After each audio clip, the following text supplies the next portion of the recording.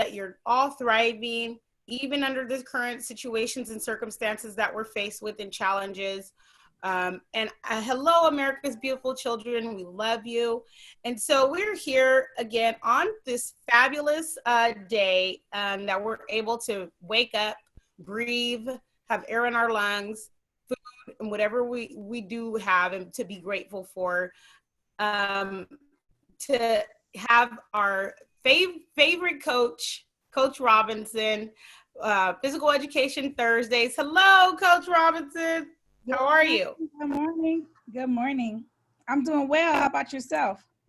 You know, I'm grateful for every moment that I have of the day. You know, some people didn't wake up this morning. Some people didn't wake up full body abled mind. And so I could just be grateful for that. I'm grateful that my children are able to have what they need.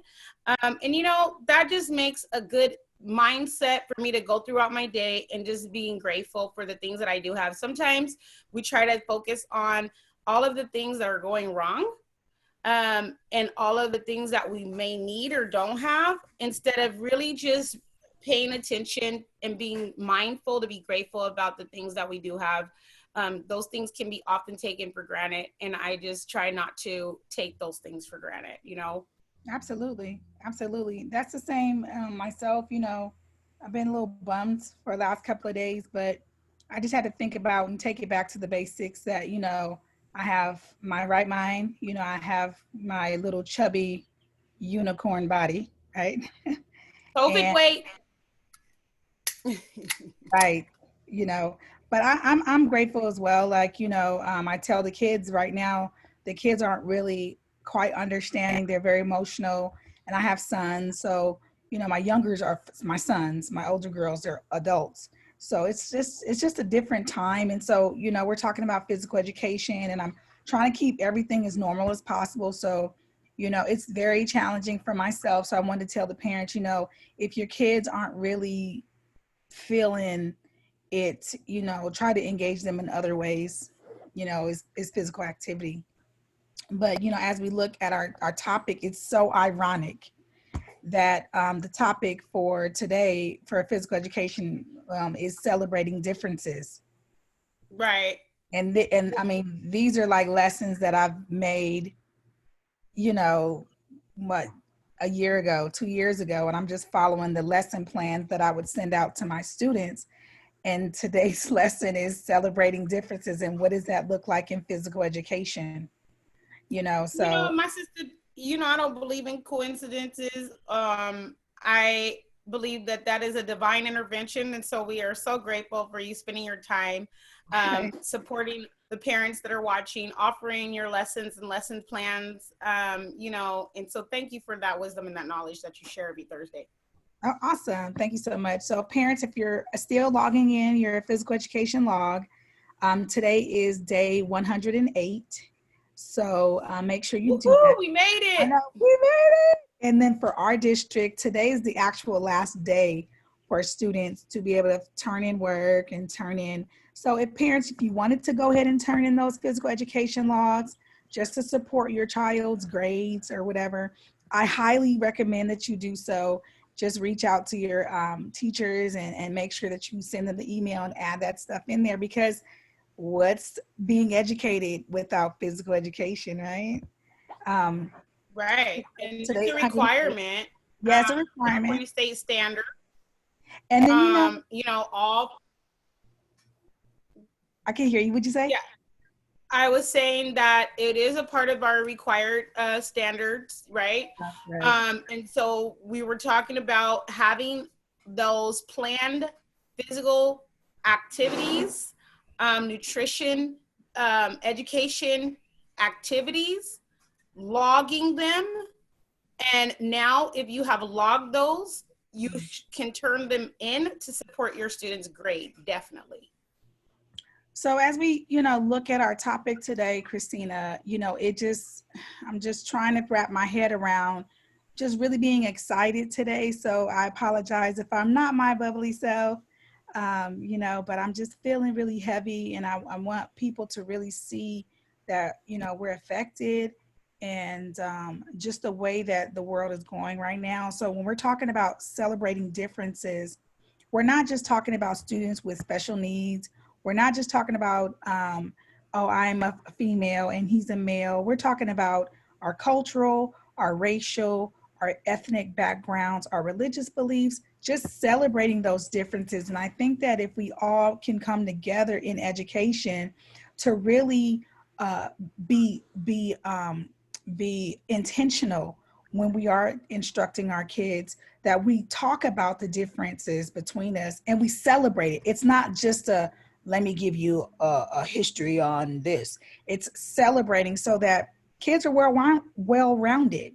I can tell you myself, growing up in Los Angeles, I went to a very prestigious magnet school, and we were like the salad bowl of salad bowls. We weren't a melting pot.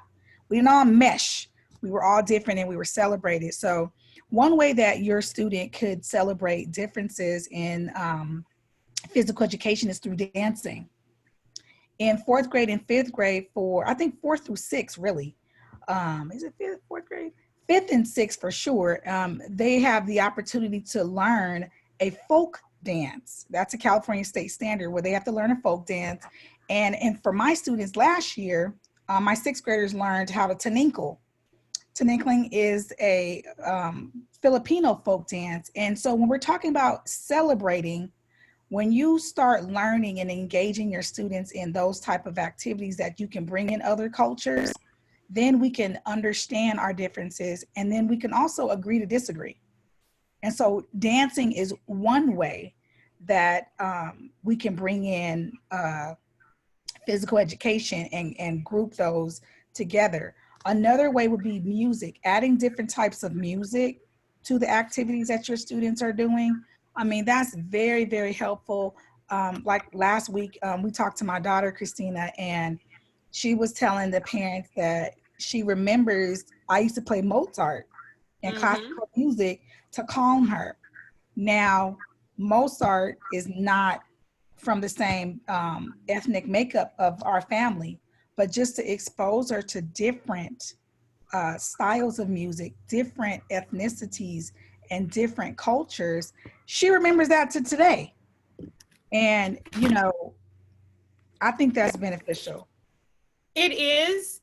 My children also listen to different types of music.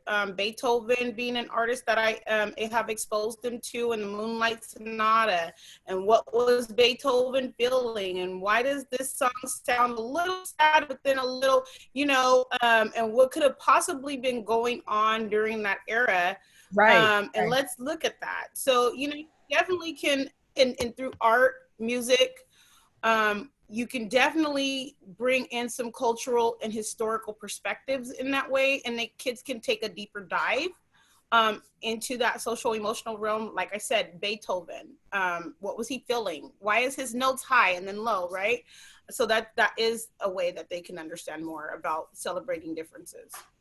And some of the books that I know that are out there that, talk about differences and how to incorporate. I know Rebecca Weber, she has a book called Understanding Differences. And Right. she has one, I think there's Bright Eye, Brown Skin. Have you heard of that one? Bright Mm-hmm. Eye, Brown Skin. I think it's Hudson. Hudson, yeah, yeah. Hudson, that's a really good book that I've even read to my students.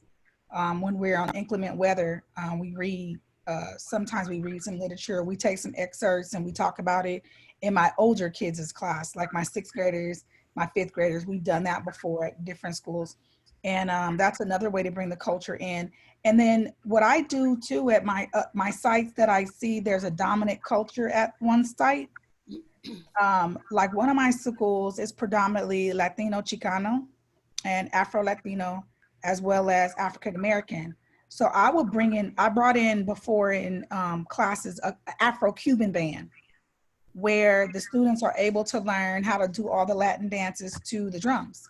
Right. And that's how we celebrate each other. We celebrate, as simple as that, so that we can understand. Because right now, with the number one, with the pandemic going on, I know that has brought on a lot of anxiety. But right now, all 50 states have had a protest. All We 81 see or it. 18 countries have had a protest. And so if you look at it's needed. And I don't know how many times I've told principals, I've told districts that I've worked in that the way that kids would be able to have an effective learning process is if they felt celebrated. Just simple things, announcements, music. So parents, while you're still being physically active, think about what can you do within your realm to be able to introduce different cultures so that we can understand each other.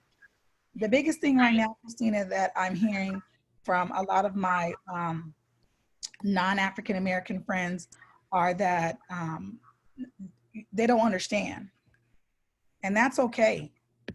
When you don't understand, you teach and you model. But I think that if we're not willing to try by celebrating each other's differences, listening to different musics, listening to different cultures, understanding people's background, going back to true history and teaching that, we're at a And loss. so, um, speaking along those lines, and I know we posted this on our National Parents Union page as informational, you know, and so speaking along those lines, I need people to understand that your children do recognize skin color and race at a very young age, okay? Whether you think they do or believe they do, there is scientific proof. And we understand by behavior, right?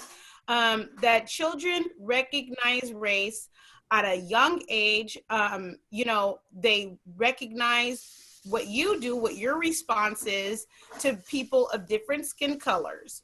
So if you are not Black and you are raising your children, you have that baby in your arms and you don't understand that Black people are not fearful, right? And so you start breathing differently or clutching your baby or clutching your stuff when you encounter a Black person. Guess what? They've just associated that fear with that skin color. Whether you accept that or not, it's true. And so really what needs to take place is opening up this celebratory mindset of differences, understanding different cultures. You could do it through cuisine, even music, arts, whatever, so that children will then learn how to interact, right? How to Absolutely. interact, not be fearful, not have this immediate just anxiety or pressure. Just like our children shouldn't have that immediate fear that I'm going to be mistreated by this person because they're not going to understand me. So therefore, I probably shouldn't interact because I know based on past experiences, it hasn't went well. That is not going to move us into the direction that we need to go in. I understand that right now we are seeing this blatantly and starkly clear that it is still existing in our society, hasn't went away. And so it's going to take us parents, caretakers, families to begin to, if you haven't already begun, you could begin now to have these discussions, teach the appropriate interactions, model the appropriate interactions and responses, appreciate and celebrate other cultural identities. Right. It's about humanism, human dignity and respect, right? And so that starts in the home. Just like racism starts in the home, that is taught. People are learn this type of behavior. And maybe you don't consider yourself to be racist. Maybe you don't consider yourself to be someone that would discriminate or hold biases, but what is your body language saying? Right. What Right. is your celebration of other ethnicities show? If you don't consider yourself to hold those values, then how are you showing that you don't? And so that social emotional development, reactions, responses, that starts with what your children see in you. And so the ultimate responsibility for what your children are going to base their experiences and everything else that they learn throughout life is going to begin in the home. So I would just admonish you to start somewhere, and celebrating differences would be a good start if you haven't done that already. And that's so important you're saying this, because as we go into phase 2 of COVID, I think it's coming. We're not going to go back to school. Let's just be honest. If we're still saying stay home, we probably won't be going back. And if you think about it, with all this unrest going on, the social and emotional aspect of children learning in the physical education atmosphere is not going to be there. Even No. if the kids go back online, they're not going to be able to physically be in the same space as children that look different. So it's very important for our parents to make sure that they're being intentional. Look up your social, emotional, or your PE standards for your state that discuss group dynamics. For California, it's 5, standard 5, the overarching standard 5. It teaches how kids are supposed to be able to interact with individuals, large groups, small groups, and that's where they pick up whatever they don't pick up from home, they pick it up at school. So when we're talking about being intentional, I mean, it's easy as, I'll give you an example. Where do you think the chicken dance came from? Where do you think that dance came from? You know, Take a probably guess. another cultural celebration that Right, but in, where? I would say, South America. Me too, right? Right. It comes from Switzerland. Oh, okay. See, that's an assumption that, the kids would probably have too. And if we take the time to do a discovery, we can actually Yes. teach them right. I'm telling you, it's just as simple as that. If you teach, say, like the chicken dance to the kids, right? And you talk about where it originated from, that's celebrating culture. I don't know if the kids remember the babushka. We do a lot of cultural dances in our class and folk dances. The babushka is a dance from Russia, and you should see the kids' faces when they learn like all this stuff about different Mm-hmm. cultures, and the hat dance, Mm. and then we have to do the California strut, you already know, and the pata pata is an African dance that the kids learn, and just exploring outside I of. would have to say that the electric slide is an American dance. Would you agree with that? It is a line dance. Right. It's an American line dance. And like, it's so easy to say we can't.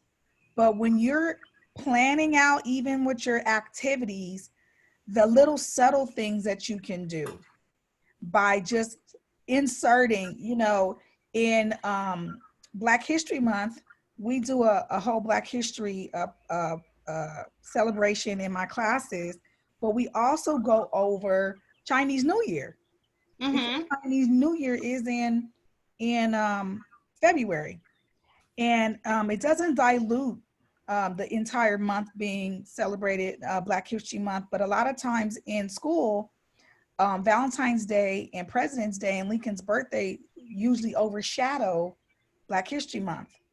And Right. what I try to do in my classes is I try to show our students how they are compatible. Where we picked President's Day for specific reasons, Black History Month was picked for specific reasons, and then we show our differences and how we celebrate and get our cultural from each other.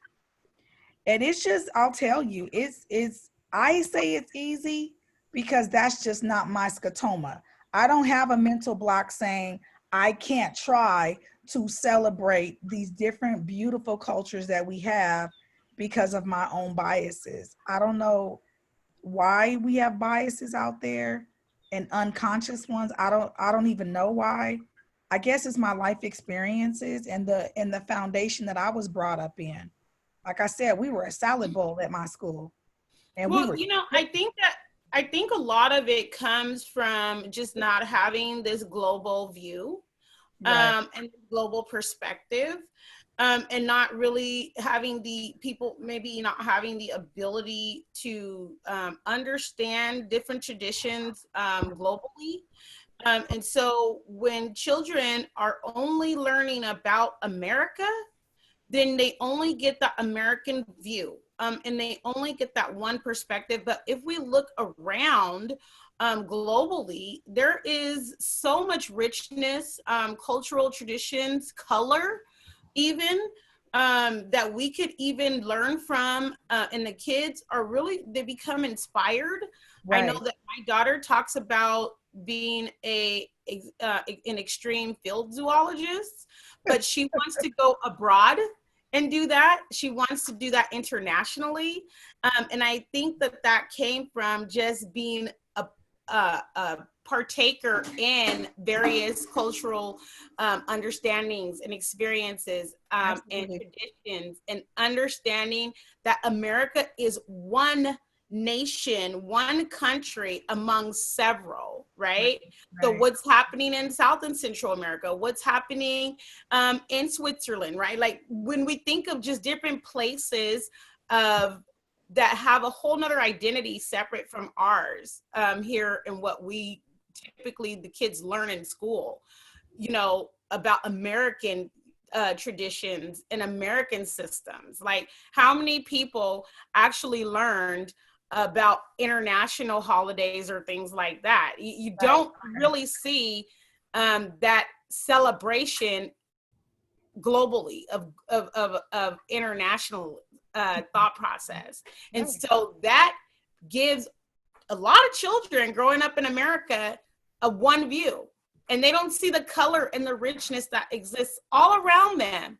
And it inhibits them from the desire of wanting to leave this nation and go travel, right? Because Right. then that becomes a fearful thought. Like, why would I go into another country? Well, there's a lot to be done in other countries, a lot to learn, right? And so we have to really start instituting in our homes a global perspective, to just alleviate some of those biases, some of those stinking thinking thought processes, false narratives, right? False narratives. Are those narratives about other nations American created? Because did you find that information out from that nation's information sources? Like, did you even do the research? Did you take the time? Or did you just explain a story that was already created? I try to just make sure and that my children understand different dynamics. That way they are well-rounded. Right, absolutely. And I always look at the why or how. How does that look for physical education? Well, we always talk about healthy eating, right? And so I'm telling you, you can insert it so subtle. Like if I say, we're going to have some Caribbean punch and we're Right. going to make a healthy Caribbean punch shake. I literally just brought in a whole different culture without being, extra, I guess you can say, or just being, overkill it. Sometimes people say it's going to be too much and I don't want to teach that. And it doesn't have to be a lesson about life in that culture. It's just exposing and celebrating. So, many parties that I've had with my family, we have Caribbean punch. Now, I do have some people that are from the Caribbean in my family, but we're native. We're African, Belizean, Mexican. So that's Mm-hmm. just what it is, And I'm like, Caribbean punch just became a part of our staple, or we do the chicken dance all the time. Mm-hmm. And I didn't know until I taught it to my students that it came from Switzerland. And we do, Well, and it's so easy to do it. I don't know. I don't know. Maybe shout out to my sister Kelly Williams Bollard, who's commenting, and she says, yes, we need to show it's a great big world out here. Go and explore. Totally agree, right? I think that the students spend more time learning about the solar system than they do about other nations, and that is something that they need to learn about other nations, because there's not people living outside of the earth realm, Right. right? There's no social emotional development. Yes, that's a scientific thing. You can discover, do all of that with the stars and the solar system and how, earth is, and the sun and the moon and all of that. But there are people living on the earth with us, outside of our nation, that we can also pay attention to and Right. be mindful about paying attention to. Right. And that is social and emotional development. Right. And like I said, it takes place. I can go to a principal and tell her, I can tell you why this classroom is, the kids are out of control when they get a sub. It's not classroom management. It's not. It's how they deal with each other socially, because Right, they regulate themselves. And if they respect one another and who they are, and they celebrate the differences, you can see the difference. And lining up in line, that's PE. It's not about classroom management. It's being intentional and being respectful of other people's differences. I count with my students. I'll ask at the beginning of the year, like we talk about who I am. Kids will say, oh, we speak, I had two kids speak, one speak Chinese. And I was like, okay, which one? And they were like shocked. Like, oh my goodness, she knew there was more than one Chinese language.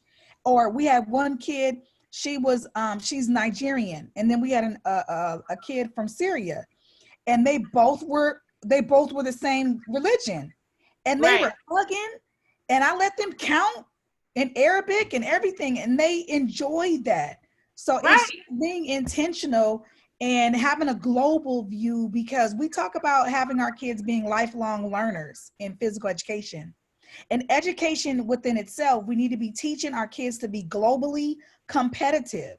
So if we don't celebrate our differences, whether it not take place in the traditional classroom, physical education is an easy way to be able to celebrate those differences, and really teach our kids outside of the box, because now we're in this pandemic and we're in shut in. We're right. shut in. And And so I have to say this part of it. What we're talking about is having a set of core values, right. right? Mhm. Lifelong learning. But what is the foundational piece? That's establishing and having that set of core values. And so even if the teachers are not meeting the expectation of helping your children to be globally competitive or globally competent and aware, then we as parents can have that responsibility. We have it where they're primary educators anyway. Teachers are secondary educators, meant to supplement and accommodate what the primary education and core values that you want to see. And so that is, where we can say our set of core values in this family is recognizing and appreciating, celebrating differences. And I have to say this, the celebration of other cultures does not take away from your identity or Absolutely. your family's identity. It Absolutely. does not. It actually adds rich value into that and understanding. A lot of times people are fearful, well, like that's somehow going to take away from me, right? Right. No, it doesn't. It actually adds. So you're talking about value added to your core values by celebrating differences and understanding that there is a whole worldwide view of cultures, traditions, experiences, rich history, right? And so I just have to say that it doesn't take away from your own identity or what your family identifies with. It actually helps your child understand exactly who they are. And when a child understands their identity and other identities worldwide, they can become more confident.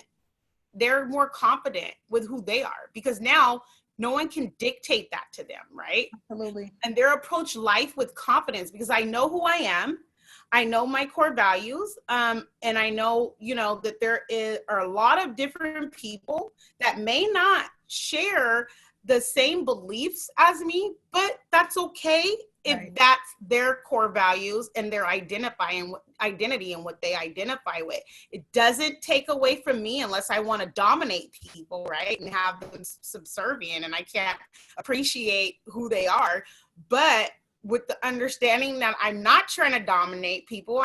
I'm trying to interact with people, right? Right. Then we have to be willing to establish those core values. Well, I know we're coming to a close with our session, but I do want to charge parents with one thing. When you're planning your physical activities or you're planning your education within itself, I just ask that the parents, or I charge the parents to be intentional when you're introducing new concepts to your students or to your kids, and that you explore things outside of your regular culture, your ethnicity, even understanding different religions, just so that you're intentional and you're modeling a behavior so that we're building our next generation are going to be running this country. So we want to build globally competitive, individuals that are lifelong learners that can go generation to generation. We're already promised 3 generations. So we're talking about the 4th and 5th and 6th generation that we want to continue this. So that's my closing. I really appreciate you having me here, Christina. We always appreciate your time on the days that you spend, delivering your wisdom and knowledge around physical education, around core values, around nutrition, and planned physical activities. Thank you, everyone who joins us every day. We have broadcasts that are going on throughout the day. And so, check those out. I am so glad to be able to be here and talk to you guys. And before I go, I have to say that there is a local activist in your community, leader, maybe that may be your pastor, your church. Make sure you check on those people, okay? You can't just assume that they have this great strength and don't need your support, because that's a false assumption. But make sure that during these times you check on those people, and that you're willing to just back them, whatever the need may be. I appreciate you guys again. Thanks for watching Managing Day to Day. Me, Christina Laster, National Parents Union. Goodbye.